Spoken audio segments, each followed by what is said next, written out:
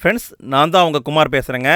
இன்றைக்கி டெஸ்ட்டு அப்படின்னு பார்த்தீங்கன்னா 7ஆம் வகுப்பு சமூக அறிவியல் புத்தகம் 3வது பருவத்தில் குடிமையியல் பகுதியில் சந்தை மற்றும் நுகர்வோர் பாதுகாப்புன்னு ஒரு பாடம் இருக்குது. இந்த பாடத்திலேருந்து தான் இன்றைக்கி டெஸ்ட் நடக்க போகுது. இந்த பாடத்திலேருந்து 21 கேள்விகளை நான் கொண்டு வந்திருக்கேன் ஃப்ரெண்ட்ஸ். நான் ஆல்ரெடி இதை பற்றி தகவல் கொடுத்துட்டேன். ஸோ நீங்கள் படிச்சுட்டு வந்திருப்பீங்கன்னு நினைக்கிறேன். இந்த 21 கேள்வியையும் அட்டன் பண்ணி முடிச்சுட்டு எத்தனை கேள்விக்கு உங்களுக்கு ஆன்சர் தெரிஞ்சது அப்படிங்கிறத மறக்காமல் கமெண்ட்டில் போட்டுவிடுங்க. ஃப்ரெண்ட்ஸ், நாளைக்கு டெஸ்ட்டுன்னு பார்த்தா நம்ம 6ஆம் வகுப்பை முடிச்சிட்டோம், 7ஆம் வகுப்பையும் முடிச்சிட்டோம். இரண்டையுமே ரிவிஷன் பார்க்கணும் இல்லையா?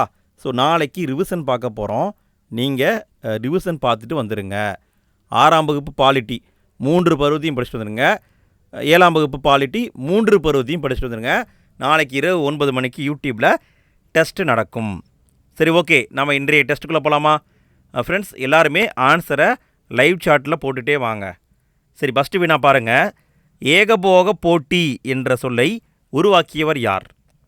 இந்த பாடத்தை பொறுத்த வரைக்கும் ரொம்ப சிம்பிளான பாடம் தாங்க, கஷ்டமான கேள்வியெல்லாம் கிடையாது. சரி, விடையை பார்க்கலாங்களா? ஏகபோக போட்டி என்ற சொல்லை உருவாக்கியவர் பேராசிரியர் எட்வர்டு எச்னு ஒருத்தர் இருக்கார். 1933 தான் இந்த வார்த்தையை உருவாக்கியிருக்காரு. அடுத்த வினா பாருங்கள். எந்த சந்தர்ப்பத்தில் ஒரு நுகர்வோர் குறைபாடுள்ள தயாரிப்புக்காக உற்பத்தியாளருக்கு எதிராக புகார் செய்ய முடியாது? அதாவது ஒரு நுகர்வோர் இருக்கார், அவர் எதை வச்சு கம்ப்ளைண்ட் பண்ண முடியாதுன்னு கேட்டிருக்காங்க. இது புக் பேக் கொஷினுங்க. விடையை பார்க்கலாங்களா? சரி, விடையை பாருங்கள். காலாவதியாகும் தரவு குறிப்பிடப்படாதது. எப்போ அந்த பொருளுடைய காலம் முடியுதுன்னு அவர் மென்ஷன் பண்ணலைன்னா நம்ம வழக்கு தொடுக்கலாம். பொருட்களுடைய விலையை குறிப்பிடலைனாலும் நம்ம வழக்கு தொடுக்கலாம். உற்பத்தியாளருடைய முகவரி, அவருடைய அட்ரஸை போடலினாலும் வழக்கு தொடுக்கலாம். பொருட்களுடைய தொகுதி எண், அதாவது சீரியல் நம்பர் இல்லைன்னா நம்ம கம்ப்ளைண்ட் பண்ண முடியுமா? கம்ப்ளைண்ட் பண்ண முடியாது. அது எந்த பேட்சில் தயாரிக்கப்பட்டது, அதனுடைய சீரியல் நம்பர் எண், இதை நம்ம குறிப்பிட்டோம்னா தான் நம்ம புகாரை எடுத்துக்குவாங்க. ஸோ இதுதான் ஆன்சர். சரி, அடுத்த வினா பாருங்கள். சட்ட அளவீட்டு சட்டம் லீகல் மெட்ராலஜி ஆக்ட் கொண்டு வரப்பட்ட ஆண்டு என்ன?